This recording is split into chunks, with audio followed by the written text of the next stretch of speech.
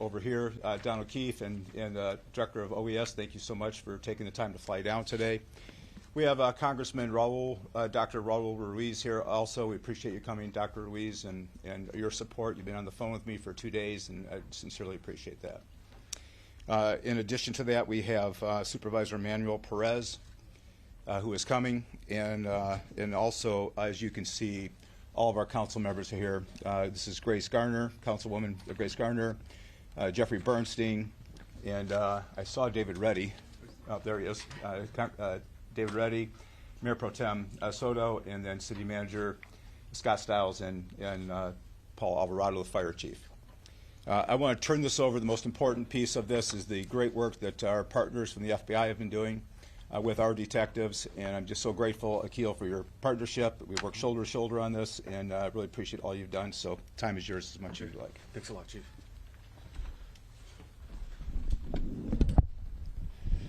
Good morning. As Chief Mills said, my name is Akil Davis, the Assistant Director in charge of the FBI's Los Angeles Field Office. I'd like to begin by thanking the public, as well as members of the media, for your patience as we continue through this lengthy investigation.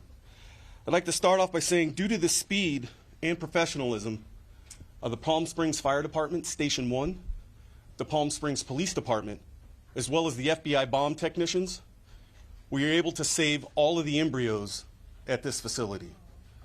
Good guys won, bad guys zero. They understood the sensitivity and the precious nature of what was inside, and they took extreme care to ensure that there was no loss of any sensitive material. Again, I want to thank all the partners that have arrived here in Palm Springs to help us investigate this scene and ensure the continued safety in this community. I'd like to address the ongoing search in Twentynine Palms that many of you asked me about yesterday. I can confirm that we're executing a search warrant at that location in Twentynine Palms as a result of this explosion here. As has been reported, some residents were evacuated in the neighboring area as a practice of protocol and safety. We do not believe that there's an ongoing threat to the public in the Twentynine Palms area as a result of this investigation. As I mentioned yesterday, our efforts to positively identify the deceased individual here has been found. We are fairly confident that that subject is Guy Edward Bartkus, a 25-year-old from, again, from, again, Twentynine Palms. This is the same individual that I mentioned yesterday. However, due to our investigation, we were keeping some of that information close hold, but we are now releasing it to you today. The FBI's Joint Terrorism Task Force indicates that we believe he was the subject found near the vehicle. I also want to provide the vehicle information to you. He was driving a 2010 silver Ford Fusion sedan with license plate number 8, H as in Henry, W as in William, S as in Sam, 848. Again, that is license plate number 8 as in Henry, 8, H as in Henry, W as in William, S as in Sam, 848. That's critical because we need the public's help in identifying gaps in our investigation. We know where Mr. Bartkus was at about 6 a.m.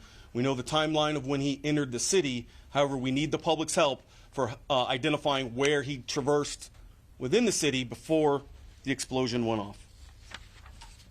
We will be providing a photograph of Mr. Bartkus, and it'll also be displayed on our social platforms. If anyone has information about this incident, I urge them to call 1-800-CALL-FBI, or we have created a tip line, which is fbi.gov/Palm Springs vehicle explosion. I again want to thank you for your cooperation as we get through this lengthy investigation. We plan on being out here for the next 24 to 36 hours investigating this large scene. I'd now like to turn it over to Chief Mills.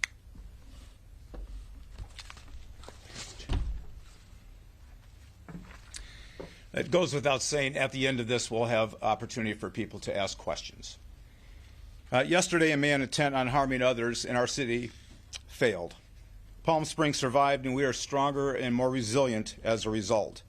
Our determination to continue life as we know it here in Palm Springs continues unabated, and you'll see this city dynamically grow as a result of this. We've already begun to open the streets surrounding the blast site. Indian Canyon and Palm Canyon will be closed for some time as we still continue to collect evidence as well as process the scene. For the safety of the detectives and the agents working in the area, we ask all community members to please stay out of the area. I am absolutely confident that this city is safe. There is no continuing threat to our community as a result of this incident. Now, let's get back to the business of rebuilding the city and continuing our tradition and way of life. This is a city of people celebrating life, and it's a beacon and a safe haven for all. And we really focus on inclusivity and a community that is welcoming to all people. This is where you want to be. Palm Springs is the place. And I think you're going to see that over the upcoming months. Lastly, I really want to recognize the IVF community. This has been one of those heartbreaking things for many community members who are going through the process of trying to build families. And we want you to know that this city is in your court, because those embryos that are there right now are going to be the future leaders of this community. And so we support you, we see you, and we want to be in your camp. And so please, as we continue to move forward, this is an opportunity for us to show the IVF community just how much we support them and we can do. I'm asking all people in Palm Springs, the people who live here, the people who treasure this as a home, get on social media and show how wonderful this city is. Take a photo of the best place that you would like to show the world what's going on and post it, because that's how special this community is. I'd like to turn over to Fire Chief Paul Alvarado.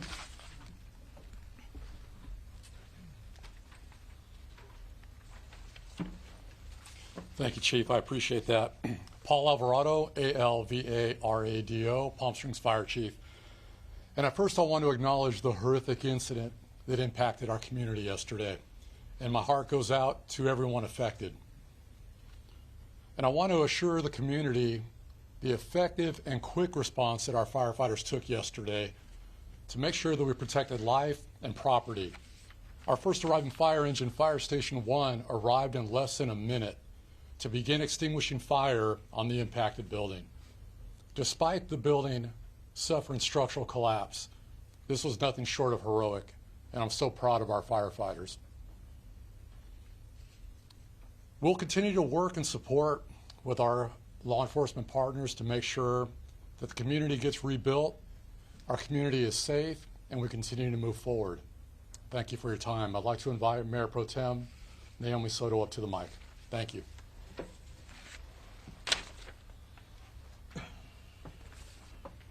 Good afternoon, or good morning. It feels like afternoon already. My name is Naomi Soto. I'm the Mayor Pro Tem here in the city. Yesterday, Palm Springs experienced a tragedy. A person who wanted to instill fear in our community with an act of terrorism. This person may have caused damage to our buildings, but that person only managed to unite our community even more. We stand united against violence, against hate. Palm Springs is a city of love, acceptance, joy, and hope. I want to assure this community they are in good hands with Police Chief Andy Mills and Fire Chief Paul Alvarado and the brave men and women who responded immediately to the scene of the explosion. And to our partners at the FBI, who are doing everything they can do to find those responsible, we are in deep gratitude to you all. We also appreciate all our state and local partners who have reached out to offer support and resources, including especially Governor Gavin Newsom, Senator Alex Padilla, Senator Adam Schiff, Congressman Ken Calvert, Congressman Raul Ruiz, thank you for being here, State Senator Ochoa Bo, and Assemblyman Greg Wallace, and all of their staff who have reached out to us multiple times. Thank you to our city council members, our city staff, City Manager Scott Stiles. All of your effort means so much during this time of tragedy. And to our community members, again, I want to assure you that we are doing everything we can to help those injured and find those responsible. You are not alone, and we are here with you. To our business community and visitors, as Police Chief Mills mentioned, this is an isolated incident. Palm Springs is safe. and we are open for business. And let's bring the joy and fun of Palm Springs immediately back. Our city manager, Scott Stiles, will now share more about the actions and alerts that you can anticipate from the city. Thank you.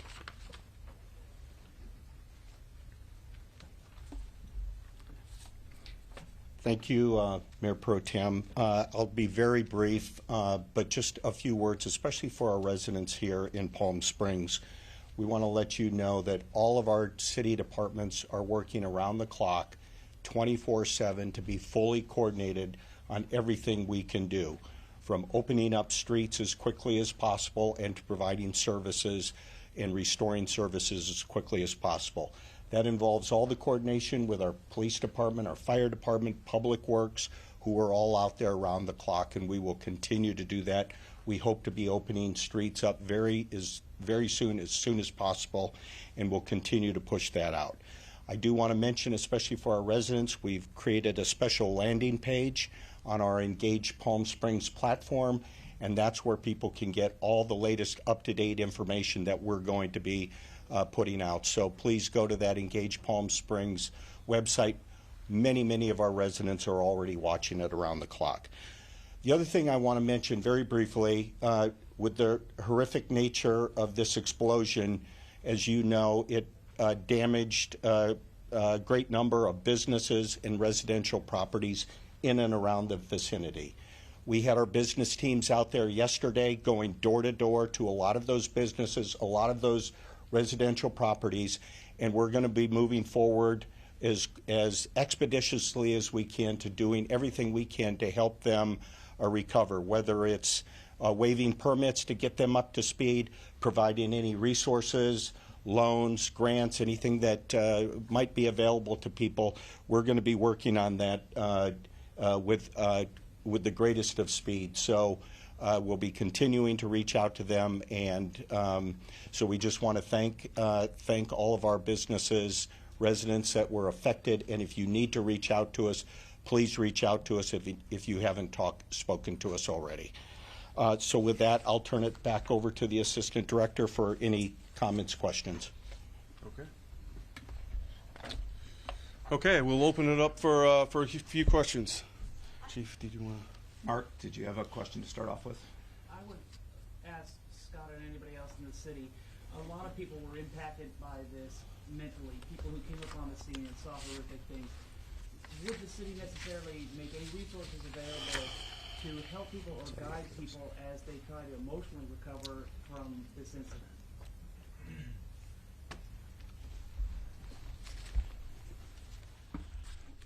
Thank you, Mark. We've had some conversation about that. We know, especially even among our city staff that were on scene and may have witnessed stuff and seen stuff.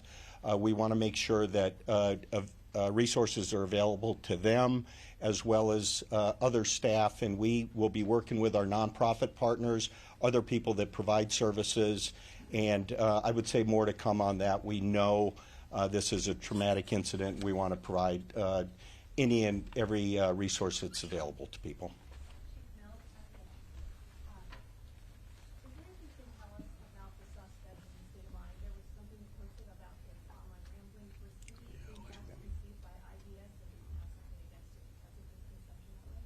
Yeah, I want to be very careful how we respond, so I'd like to keep it under one roof, and I'll have Assistant Director Davis respond to that. Thanks, Chief. So, yes, the subject had nihilistic ideations, and this was a targeted attack against the IVF facility. Make no mistake, we are treating this, as I said yesterday, as an intentional act of terrorism. Sir, is the audio recording on the Pro Mortalist website, is that confirmed to be the suspect? I'm not going to answer that at the time. Okay. Investigation's ongoing. Mr. Director, are you aware of a possible manifesto about part of the investigation and a I am. possible planned attack for next week? We are looking through that. We are tracking a possible manifesto out there, and it's part of our ongoing investigation. And was this explosion being live streamed? We believe he was attempting to live stream it, and yes, that is also part of our investigation. Was it successful? Sir. From NBC Palm Springs. Yesterday afternoon, we were contacted by an individual who was at the corner of Tachiva and Palm Canyon at the time of the explosion. He was stopped at a red light there. He got out of his car to see if there were any victims. He didn't find any, but he did find evidence, which he took home with him.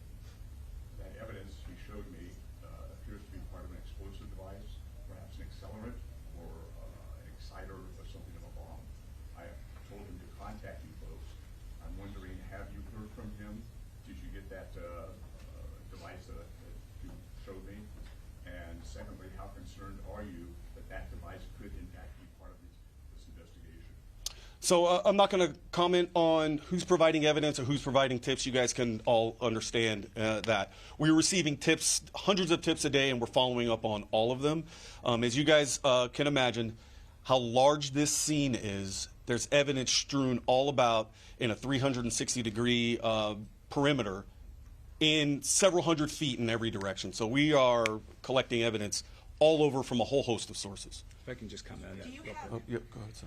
For those who, community members who have found pieces of what they believe is evidence, they really need to get a hold of us. You can call the local number or the FBI. This is unacceptable, and let's be really direct with that. If that person, if you could recontact them for us and let them know they need to turn it in. I believe he's been in contact with you, and looking online this morning, the device is described as one that's commonly used as explosives. So, Okay, well, any further comment on that? I mean, make no mistake, sir. This absolutely were explosives used in this incident. A large bomb went off in the city of Palm Springs yesterday. It certainly has been part of that evidence. Could be. When you Yeah. talk about this 25-year-old, was he already known to law enforcement, or was this the first time that he's popped up on your radar? This is the first time he's popped up on our radar. Not to say that he hasn't had other contacts, but we are working with our locals to kind of vet that out. And do you have an update on those 4 people, on their injuries, or what's the status of them? Yeah, go ahead. all of the people who were injured in the blast have been released from the hospital and medical care. Thank you. Can you speak to the scene in 29 Palms?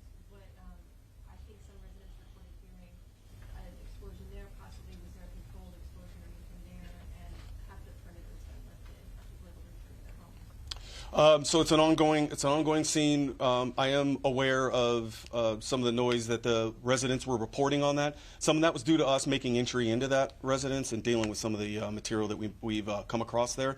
But that's an active scene right now, and we're working through that. So I'm not going to comment further on the status of it. Assistant Director, Sir. Mr. David Sackwater here with KCAL News. Thank you for taking the time to be here in Palm Springs. To clarify, you said the person who died in this explosion is Mr. Bartkus. Is Mr. Bartkus who you believe made this bomb and detonated it? Yeah, so that's nuance there. So we are fairly confident that Mr. Bartkus is our primary subject of suspect, person of interest. We are working through some other technical means to positively identify the decedent here, but we believe at this moment, based on the evidence that we've gathered, that that is Mr. Bartkus as the decedent here. Has Bartkus' mother and family cooperating with authorities? I'm not going to, no comment there. Assistant Director Sir. Roberts here, CBS News. This Ford Fusion, 3,000 pounds, it essentially creates this 250-yard blast site. Talk about the device that was inside this vehicle. Rudimentary, sophisticated, walk us through it. And so there's a lot there that's still under investigation. What I can say is this is probably the largest bombing scene that we've had in Southern California. This does eclipse the bombing matter in Aliso Viejo. It's that big. And just for reference, to throw pieces of vehicle hundreds of feet in the air and then several blocks away, you can use your imagine how big that bomb device was. Was this individual able to buy the products online? Did he have to use a special license, military grade? Walk us through how he obtained the materials for the device. And so that information is still part of our investigation, and in order to protect the integrity of it, I'm not going to comment on the how and the why yet. My question to you is, since you said the large amount of explosives that was used in that vehicle, do you think that the suspect was outside the vehicle, maybe didn't expect it to detonate as much as it did? Because can he not have intentionally tried to kill himself? Yes, ma'am, that is a possibility, and our investigation will reveal. Do you have questions? Sir. Timothy Parker, Spectrum News 1. You mentioned that you believe this person was anti-IVF. How do you know that? Based on our investigation, some of the posts that he's made online, some of the comments made in his manifesto that we're combing through right now, is kind of what led us to that nihilist belief. It's Breaking News Channel 3. We had a reporter on scene at the 29 Palms area yesterday, and community members were telling her that there was an FBI presence there in the days leading up to that. Can you confirm that? I cannot. Okay, folks, that concludes this press conference. We're done, folks. Okay, guys. Thanks a lot. Thank you very much for Appreciate coming it. here. Do we know if he was on the FBI's watch list yet at all whatsoever? Or? We just wrapped up a press conference with the FBI, the Palm Springs Police Department, the Fire Department, and the mayor of Palm Springs discussing what happened yesterday, Saturday morning at a Palm Springs fertility clinic where we know one person is dead and at least 4 people are injured after an explosion at that fertility clinic. The explosion from some sort of large vehicle-borne improvised device. So we have just learned from Akil Davis, the assistant director of the Los Angeles FBI Bureau, that the person killed in the explosion is the suspect who has been identified this morning as 25-year-old Guy Edward Bartkus of Twentynine Palms. He was found near the car that exploded. We have been told earlier that the suspect stated in some sort of writings or recordings that he was against bringing people into the world against their will. The FBI are continuing to comb through a manifesto that the suspect left behind. The FBI also saying they have no prior incidents or notices of Bartkus, but they are confident that this 25-year-old is their person of interest. They're also saying this is the largest bombing scene in history of Southern California. Also adding this is a, quote, intentional act of terrorism, and this was a targeted attack against this IVF facility. So currently they are executing a search warrant at a residence in Twentynine Palms where there is no ongoing threat. They are asking the public for help on where Bartkus was before the explosion. So they're asking for anyone with information to please come forward. They also mentioned that people are starting to find debris across the area because this explosion was so large. And if anyone has any of that, to bring it back to the police department so that that investigation can continue there. The fertility center, though, set to reopen on Monday. And the positive news in all of this, the FBI and the clinic has confirmed with us that all the embryos are safe due to the quick response of the first responders on scene after the bombing. Now, the FBI says they will continue the investigation on scene in Palm Springs for at least the next 24 to 36 hours. And Palm Springs Police Chief Andy Mills has reiterated that he says Palm Springs is safe and there is no ongoing threat to the public. We will be following this story throughout the day with the latest updates. You can stay with KCAL News for all of that. Remember, we're always streaming on CBS News Los Angeles. Our next newscast is on CBS Channel 2 at 5 p.m. We'll see you then.